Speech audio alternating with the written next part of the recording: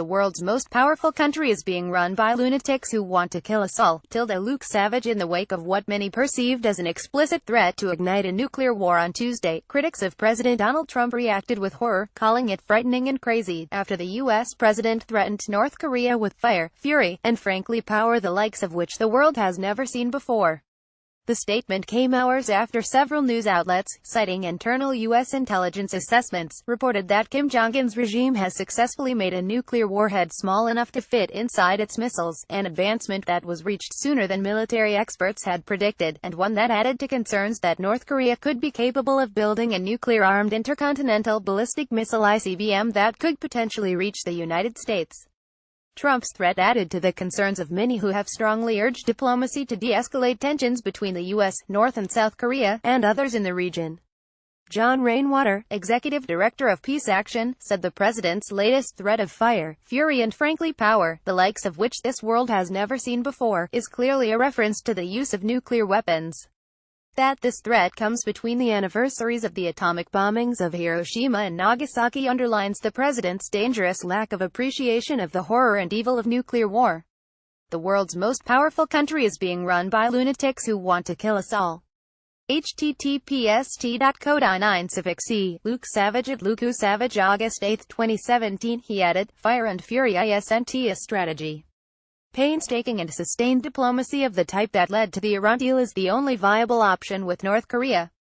It won't be easy, but that's why the U.S. needs to drop its current preconditions for talks and get down to the hard work of hammering out a settlement to this political crisis."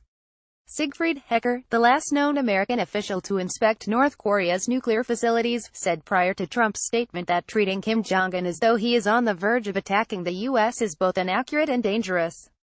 Hecker said some like to depict Kim as being crazy, a madman, and that makes the public believe that the guy is undurable. He is not crazy and he is not suicidal. And he's not even unpredictable. The real threat is we're going to stumble into a nuclear war on the Korean Peninsula. 72 years ago, we dropped bombs on Hiroshima and Nagasaki. We can't let Trump bring us to the brink of another nuclear war. Please don't kill us. Pic.twitter.com Re7abmivim4, Win Without War at Win Without War, August 9, 2017. Journalists and advocates for responsible national security policy quickly took to social media to condemn Trump's threat and demand caution and diplomacy. Initiating the Please Don't Kill Us hashtag and calling for dialogue, the peace advocacy group Win Without War declared, "We can't let reckless behavior lead to war."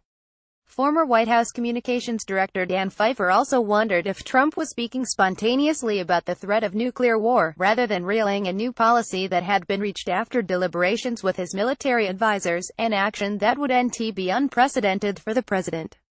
Don't gloss over the fact that Trump threatened what can only be interpreted as a nuclear attack on North Korea if Kim Jong-un taunts him. https://t.coecp1lzlr5 Dan Pfeiffer at Dan Pfeiffer, August 8, 2017. This article was originally published on Common Dreams and has been republished under a Creative Commons license. Nuclear war: are we already fighting World War III? Independent Australia. https://t.com/4oktpel5 World War III WW3 Pic.twitter.com Ampu8CFCTZ. Nuclear war news at Nucor News, April 21, 2017. Just the truth. Subscribe to EA for just $5.